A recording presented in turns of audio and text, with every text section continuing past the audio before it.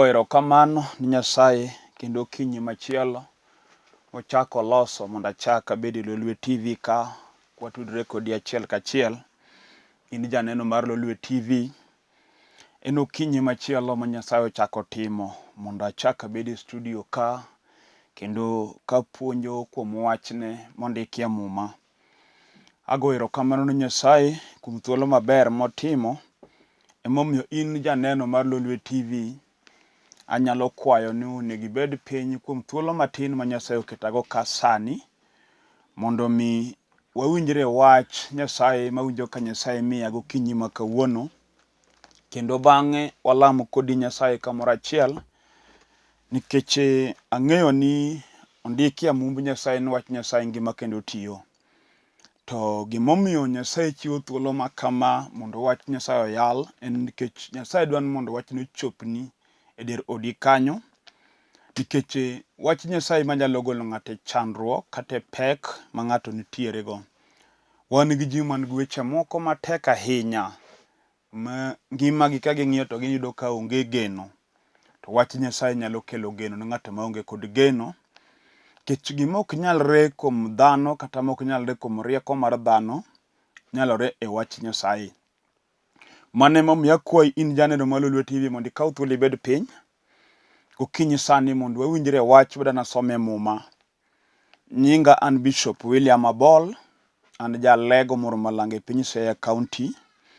Nyasaye omiya thuolo maber okinyi ni kendo mondo achak abed e studio mar Oluwe ka mondo wawinjre wach Nyasaye. Koro kama intie odi kanyo, adwani ikaw mumbi in be mondo wasom kodi kamoro achiel, eka mondo wadonje wach madwani mondo mi awuoye gokinyi ma kawuono.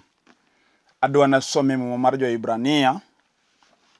Koro ka in odi kanyo kaw mumbi mondo wasom kodi Jo-Hibrania 2. Jo-Hibrania 2 abro chake matindo achiel to wach madhi wuoyni matindo 2 kod 3. Muma wacho kama: emomiyo nyaka wachik itwa moloyo ni gik mwasewinjo mondo kik waba yo.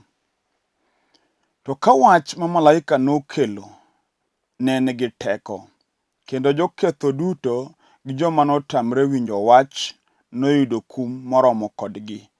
Wan to wanatony nade kwajwang'o warruok maduong' makama.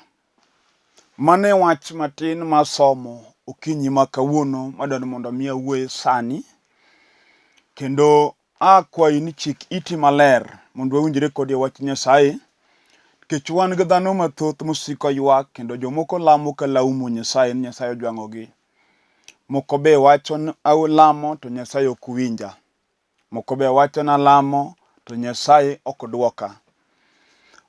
Nyasaye ok en jamriambo. Ondike muma mar Kwan 23 matindo 19 ni Nyasaye ok en dhano madoriambi kata ok en wuod dhano madolok pache. Ji mang'eny paro ni kata Nyasaye nyalo tamre winjo lamb ng'ato ka onge gimomiyo.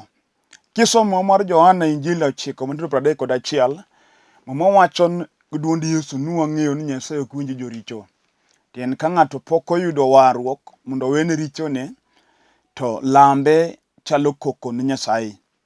Koro seche moko in odi kanyo nitie weche moko matek misebedo kikale, kendo mosetimre ni mamoko be dongo ahinya. Mamoko bende ji ong'eyo, kata jirande ong'eyo, kata jodalau ong'eyo gik matimore ni. Tiselemo gaming'a to seche moko kine ka duoko betie. Gimatamo Nyasaye timonwa maber en kaka ondiki e muma mar Isaya 59 ni bad Nyasaye ok chiek madumone winjowa ka walame, kata madumone resowa e gik matimowa, kata ite be ok nok maditame winjowa kwaywak e nyime kwalame. To Isaya wacho ni richowa ema pogo kindwa kod Nyasaye. Tiende ni ka ng'ato pok ochope warruok mar adier matieko richo e ngima ng'ato, magolo jochiende ngima ng'ato, to richo mane chunye kata mane ngimane nyalo bedo block mogeng'o Nyasaye ma Nyasaye ok nyal nene. Koro inyalo lemo to duoko onge. Ma jomoko osewacho chunygi ni Nyasaye onge kaka ondike mar Zaburi 14. To kinyi ma kawuono walero wach ma Paulo wuoye kod Jo-Hibrania Owacho ni emomiyo nyaka wachik itwa ni gik mwasewinjo mondo kik wabayo. Tiende ni wach Nyasaye mipuonjo kata mondikie muma keto joma winje mondo wuoth kare e nyim Nyasaye. Kendo ng'ama owinjo wach Nyasaye motimo kaka wach dwaro, jalno ok bayo. To ng'ama ok owinjo wach Nyasaye nyaka bayo minwang'e gik moko nego dhano tim. Mae kama chandruok odakie nikech wan gi joma obayo yo, mobaro we Nyasaye odonjo timbe mok na kare. Kendo gik ma ng'ato timo nyalo nyisi adiera ni to be an kod jakor Nyasaye, kose an jasik Nyasaye. Nikech nitie gik mondikie ma dhano ok onego tim, to jochiende miyo watimogi mondo gipog kindwa gi Nyasaye. Kaka jawacho pile, Nyasaye nochiko Adam e puothe Eden gik ma Adam onego tim. To sama Adam nobaro motimo gima Nyasaye ok nonyise mondo otim, kata Nyasaye nokwere ni kik otim, kanye kama Nyasaye nowega Adam mondo chandruok onwang'e. Koro mama wacho ni emomiyo nyaka wachik itwa moloyo ni gik mwasewinjo mondo kik wabayo. Nitie bayo yo ma ng'ato nyalo bayo miyud kibaro adier. Ibaro makata jok maneni ywagi. Kich ibaro. Wan gi joma obaro makata wuod dala manogen kuome. Mane ji ogeno kuome ni en wuoyi manochung dala. Tiyudo kobayo ma dholuo wacho no ba nyong'. Iyudo itimbe moko ma ng'ama riek kaka in ok onego tim. Kich kata in dichuo gokinyi sami bet odi kaka ing'iya, tie weche moko mibendi ng'e ni timo makata kibet kendi to kuodo wiyi. Kata kibet gi famili ni e ot seche moko kiparo gik mitimo to miyi wiyi kuot. Kich wan gi ng'ato ma onge ritruok, mjachien odonji pache kod fuo. To fuo no emokwano ni rieko. Kich ka in wuod ng'ato adier ma pache ler manowuok dala gi nobiro manyo kata e piny Mombasa kata Nairobi kata e taon moro. Gima nokeli nikech nineno ka chandruok dalau, nibiro manyo gima digolgo chandruok dalau. Tipo kisechopo e kamini dhi dakie no minwang'o tich ma koro itiyo no, momiyo koro ichayo ji no. Momiyo sani wuoyo gi ji kaka in emihero, nikech sani in go pesa, itiyo tich maber. To jachien mar lal obiro piyi paroni, makaro paro gik monego itim to jachien okitim ni raha. Raha ne tich mitiyo, kendo mane gimigeno, mane kama mwandu ne dhiye. Be seche moko ichayo ji kata kamidaki kata kamitiye kiwen ji marach, to seche moko kata minu monyuoli en mana chiliel to dak ka dhako moko nonyuol. To in go pesa.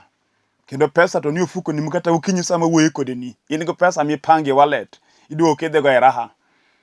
En raha mane gimi nyalo timo. Koromo weekend ga kawuono ni Jumapili kochakre Friday nyoro Saturday kawuono Sunday. Wiyi opong' weche mok nyalo konyi. Inya yudo ki ng'ama duong' sana ma hike ng'eny, to jok ming'iyo go osiepene gin mbese nyithindi, kata jomok mbeseni, magi osiepeni. Inya yudo ki ng'at man go ode man go dhako gi nyithinde, to osiepene gin joma pok onyombo. Magi jok mogo go mbaka imupuonjrugo. Gima ginyalo puonji onge, gik mitimo gin gik mok chal kod kaka in. Kendo ngimani ma iye kata kibet piny gokinyi sani king'iya e TV ka, to nitie weche momaki adier mi bende kata ka kori wuotho ga ni iwe sungo ni long'o romi kama ji nitie. To nitie weche makuodo wiyi, ma ka ji koro luwi mos, to onge ng'ama nyalo luori. Kech wan gi ji ma kama gitiye, ginenre jomoko malich ahinya. Kendo kata ka in maneja mar kambi kamitiye no, seche moko inyalo rulo ji kaka in ming'eyo kichayo ji kabisa. To michaga ji ni tionge mbele wala nyuma, jachien oketi ma tiji mitiyo no onge gimokonyigo. Mano gimomaki modong' kodi. Madiere kata sani ka koro ji ochako ni luwi mos, nyaka jomichayo go moko yombi mabor ahinya. Jachien momako pachi, en jachien mok dwar ni maendeleo. Oketimo ni kong'o, wan gi mamadho kabisa mong'e ba kodonjo tiluonge kod nyinge. Kendo nitie kama olosne ma kodonjo timo betie. Kagima bando mar kwargi. Kendo mwandu mitige ba kanyo lach. To sami timo kama, to kata gimoro miseloso madikony nyathini to onge. Minya yudo ka mwandu monego puonj nyithindi rume ba. Tadier modong' duk chayo ji bende ichayo, kendo wach Nyasaye bende ok donjni.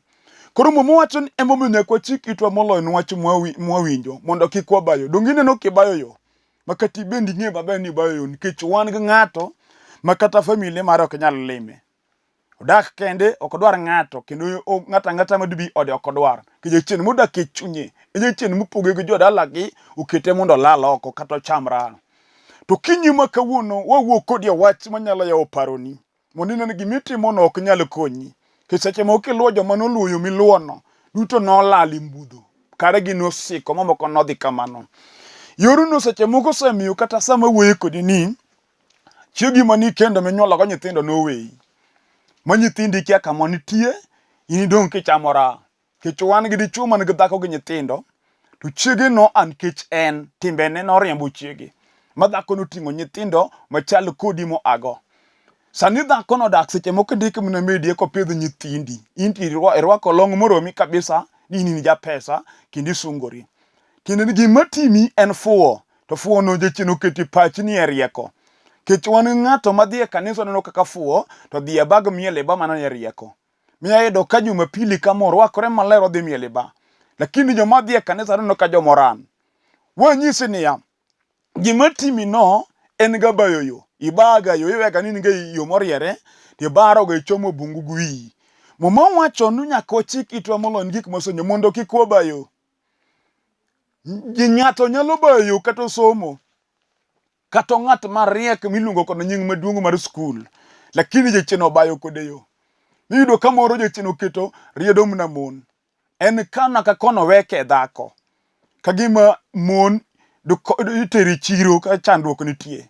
Adiere ni mon mopango udi mamoro kamoro ka estate neg dhako. To motimo gamani to investment moro moketo manyalo konyo in future to onge. Mondo ne rumo kamano. Okinyi wayal ni wach manyalo yawo paroni. Mama wacho emomiyo nyaka wachik itwa moloyo gik wasewinjo mondo kik wabayo. To ka wach ma malaika nokelo ne en gi teko. Kendo joketho duto gi joma notamre winjo wach noyudo kum moromo kodgi.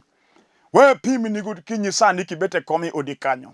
Joma nodagi winjo wach Nyasaye kata manodagi winjo puonj noyudo kum moromo kodgi. Wan kod miere mane jodagi wach Nyasaye. Majaduong' mondala no dagi ni wach Nyasaye no kokonye be ok ochune. Moko nobaro mokawo timba juoke moketo mbele ni mad konygi. Mwan gi miere makidonje tido ka gotieno ajuoke madonje dala. Seche moko ndala profesa ng'amusomo mariek. Lakini chunyo odagi Nyasaye chunyo walo mudho. Omiyo gik matime dalo gin gik magalagala. Luye dele no mosine joman kanyo no chal nade. Ibo yudo ka kanyo nyuole mna jokong kod rourni. Kata gisomo gin gi bongo mar skul kata kamano. Gima sombgi konyo gigo onge. Inya donji dala mondo miyudo ka dala duong' ahinya kendo kata ndala ma ji niego pesa. Lakini maisha ma jodagi kanyo ni mar chandruok.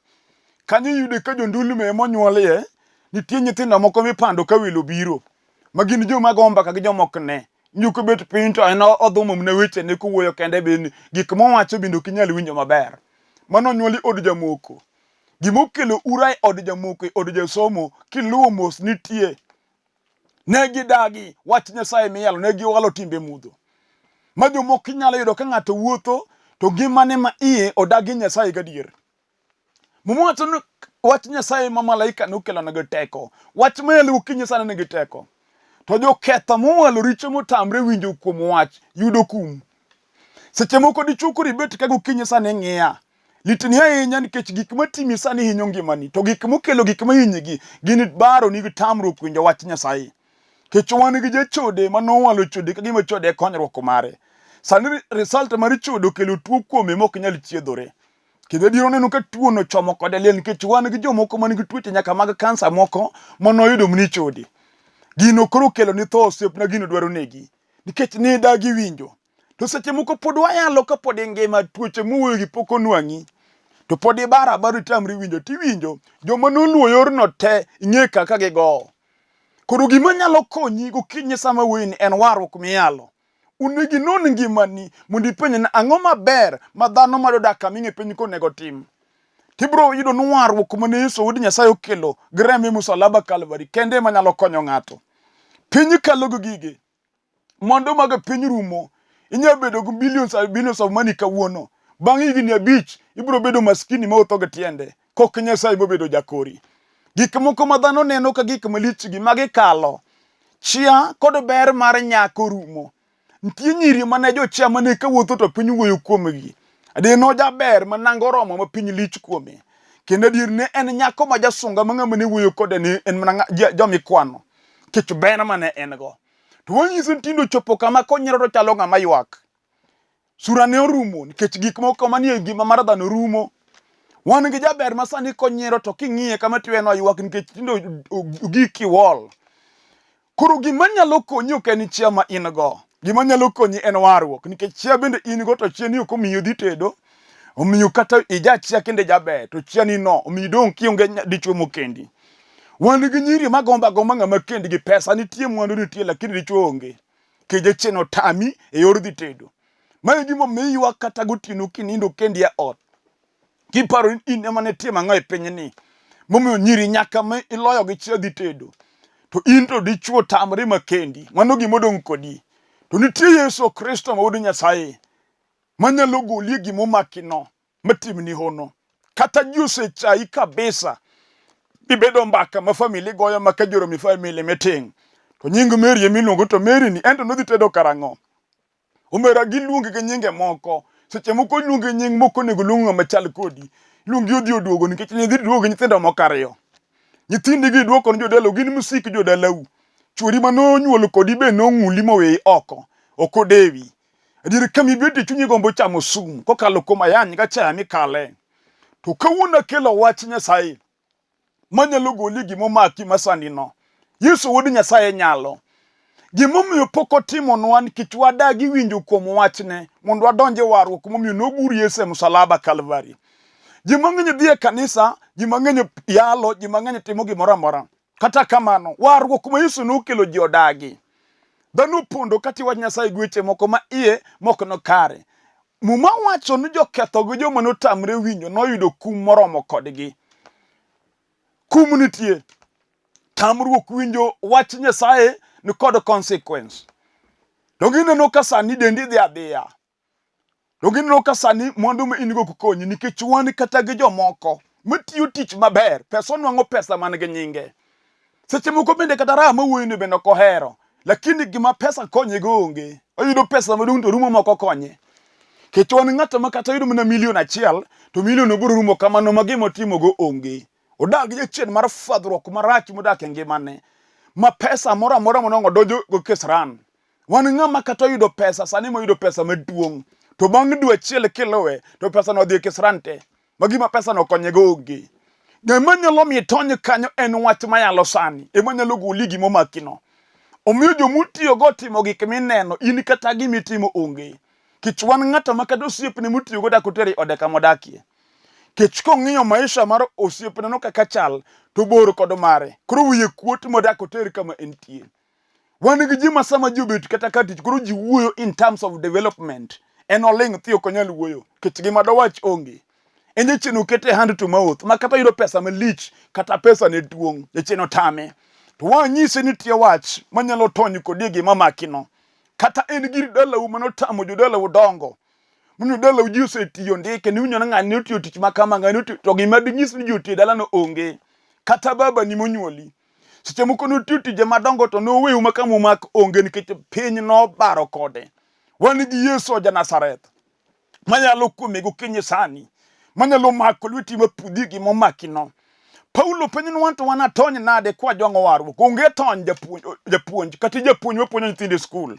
Ok ibi tonye ura momakino kok mna kumi warruok miyaloni. Kech wan gi japuonj mar aura. Ka en e klas to rieko puonjo nyithindo kalo penjo te ento penjo tame kalo mar dalagi. Jachendo kong'o dong' kode gi sombego te. Omadho moduoko go koko noonge to onge adier. Kech pe msara moyudo orumi bate duoko wacho no onge. Onge makata kaka odhi chiemo onge. Dwadak go nyaka dwe rum kendo ka dwe romo kendo odhi ochamo te jachien omako wiye. Mano ko jalisha kata japuonj kata in profesa. Ing'eni jachien nyalo chieno kata daktari machiedho ji e osiptal miyudo ka daktari marieke malai long kosemer. Dhumo kizungo madongo dongo kolai long komer kagari. Kijachien omake. Onge tony kanyo kok Yesu wuod Nyasaye mayaloni. Mano gimolo Yosiepna makati riek. Muma wacho wan to wan atony nade kwa jwang'o warruok. Kidagi warruok ibro tony nade. Ibro tony nade jachien motamo jodolo udak kod mon. Momiyo nyaka jorieko iko ka wasubni ka onge dhako. Dong'inu ke chino pangi makikendo matoriemb. Dhako wei moko kosa nago. Gimomiyo mon wei beno tami to en ga ang'o. mano onge tony kuome. Kech seche moko yalo ni gokinyi santo kata minu monyuoli. Nonyuli to noringo moweyi madhako moro ema nopidhi. Ka jachien notamo baba nig mama ni dak. Gima notamo wuonu maminu no amoweye. In diloye gang'o kokiese motony kodi. Seche moko kata ine nyako matin. Inyalo neno ga ni tikendi ga to chuo weyi moko bende biro mo plan weche mag dak to ukethru moko chope gikone iwega nitie gimarach en gima noluwo minu momiyo minu seche moko noyika onge dichuo motimo nende liende kije chien noriembe ka dichuo mane gima oluwi gino ok inyal tonyie kokiese mowari kichuo nigi nyiri madir tedo to dwano ted kendo kata ka yudo ng'ato timo kore maber kabisa mondo ng'ano dak kode to gir dala gigoli kode dichuo no gothuon yudo ka ng'ato riembi magi mokosanisha kodi onge kata ka en ng'at maber muromogo wan gi joma chako plan mag kend miyudo ka nyar ng'ato wuotho ka koro chunye okwe noyudo ng'at madwa kende moteri ng'ani nyaka introduction mar family motim gimoro amora chien ng'ano dhi mok goni sim kigo simi to komak gimochwanyu bende onge nitie jachien mochido chunye kodi modak e chunyi momiyo wanyalo warruok jachien no ok inyal tonye lwete kokowari gima nyalo golo ng'ate pek motamo pesa en Yesu kende. Kech wan gi jo pesa mok nind gotieno, ichieno gi nyaka piny ru. Wan gi moko ma gin mon, gin gi pesa gidaki udi malich ahinya. Ti ot modaki malich ni bichen terre kodi lek. Yudi kileko ng'ama terre kodi ok otamo jachien. Kati daki ot moko pidhi guogi mager. Guok mager ok nyal riembo jachien mabiro chieni gotieno. Ukinyi sani wayal ni wach molo jachien materre kodi no. Kech wan gi dhako mako tole ko ng'ama terre kod nyaka ien wuogi. Mano jachien moloyi. Muma wacho nu ini tony nade kijwang'o warruok. Gima nyalo goli loch mar mudho masandi no en Yesu Kristo ma wuod Nyasaye. Ema kinyalo yie kuome gokinyi sama winjo ka en bende winji ka lit ni adier kuom gima timreni to kawuono sama ang' walamo Yesu biro goli gima timino. Nyalore ka ng'ato yie kuom Yesu. Kech wan gi chuo moko mjachien oyiene no beda dichuo kinde mapok onyombo to konyombo jachien ogoye moloke dhako. Mano gima oketho ode chuth machigi weyi kech gima timi en gir wich kuot kendo ibe lit ni chunyi wach momiyo kata kibeti ofise kom kitiyo to nindo teri e kom pachi weyi ma ng'ato pamni na mesa kod ka pachi duogo kech gima timi oloyo sombi oloyo duong' ma in go mondo ma in go mano oloyo rieko ni oloyo ajuoga midhi gano kech wan gi ji ma paro na ajuoga ni kod duoko ajuoga onge duoko en emochandre moloyi kendo en michiene moloyi. Wan gi jal miluongo ni Yesu wuod Nyasaye, Alfa kod Omega, chakruok kod giko. Mamuma wuoyo kuome ni luonge ni jaduong' mar jodongo, ng'at ma hike ng'eny, nyakwa Daudi maka Jesse. Yesu komanda mar lweny, jal ma kochung' e lweny to wasigu ng'eyo. En kende ma kinyalo yie kuome sani. Umero obiro goli e lwet gima timi. Kata jachien oloyi kod bunde e lweti. Kech wan gi mawuotho go bunde kata rie nungone, jachien oloyi go bunde go te. Kendo jachien timo ni malit ahinya wich kuto dong' kodi in go bunde ariyo to komono dhako weyi idak mosumba go bunde go te mano gima oloyo bunde nitie Yesu kende jal man gi teko man gi loch gi nyalo manyalo timo ni maber. Paulo wacho niya emomiyo nyaka chik itwa moloyo gik mwasewinjo mondo kik wabayo bi winja i kom kama ibetie sani mondo Yesu kawuono goli bayo yo mosemaki mondo Yesu kawuono miyo moriere minyalo yombo go jochide madalau. Kech seche moko dalau dong' gunda.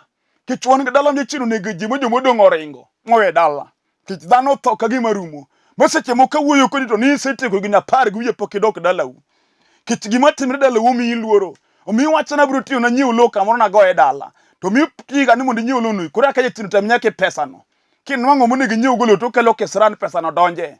Makaka ngima ni dhi bete kia. Nyithindo be seche moko osebedo madongo kuomi monego bed kod kargi kata kamano kamichom onge wan gi Yesu ma jakel yo kama yo onge en kende monyalo kelo geno ni ng'at ma onge kod geno.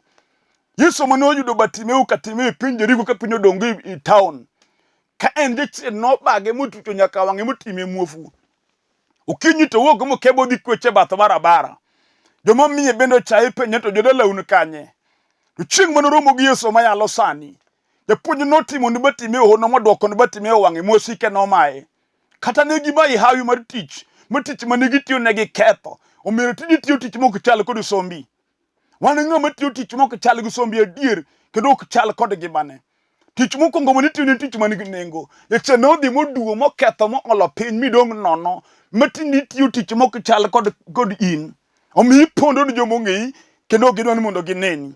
Yesu nyalo chako duokoni gima jachien nomayi kiwinjo wach mayalo sani mondo iyie kuom Yesu mayalo.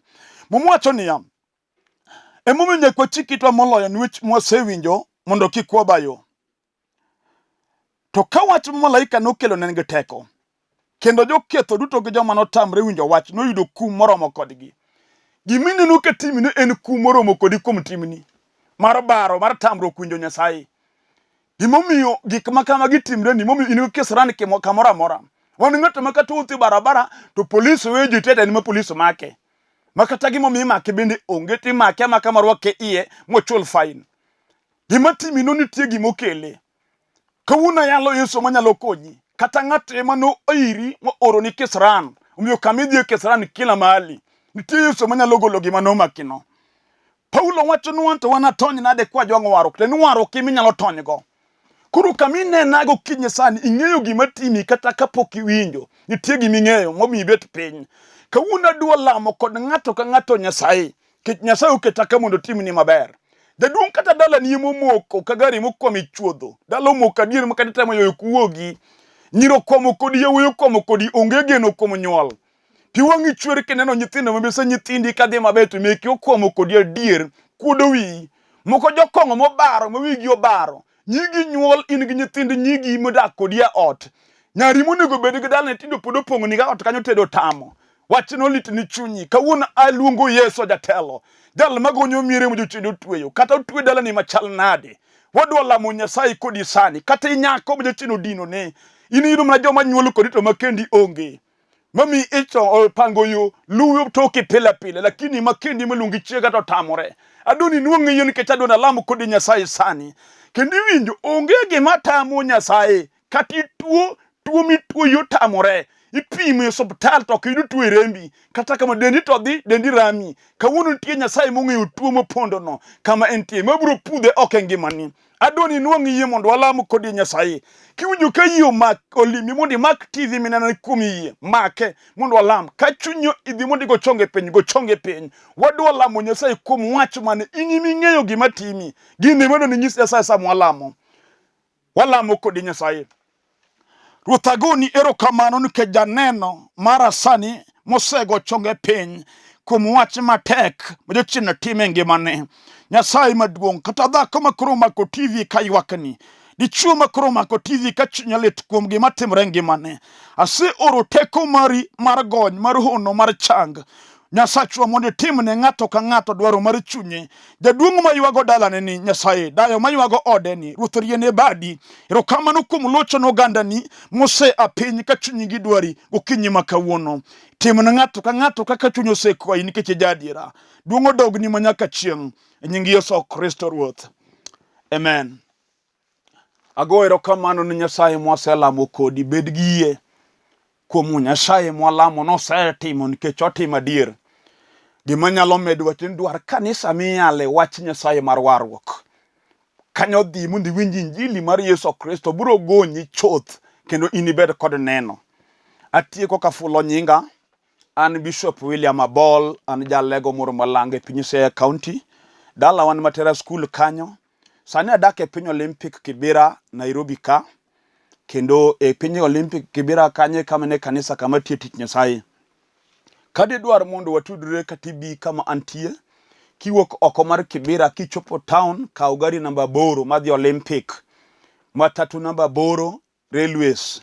Tinyisgi ni lor Olympic stage kanye kama gilokore. Kiselor kaw namba mondo igochna mondo mi direction ka kichopo kama antie.